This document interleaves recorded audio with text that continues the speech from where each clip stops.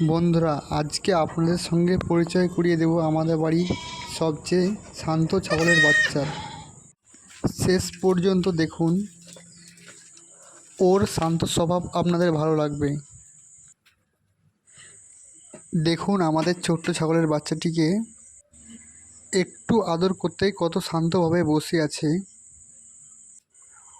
ও খুব শান্ত স্বভাবের আর সবার খুব প্রিয়। এমন আরও গ্রামের জীবন ও পশুপালনের ভিডিও দেখতে গ্রামের জানলা চ্যানেলের সঙ্গে থাকুন।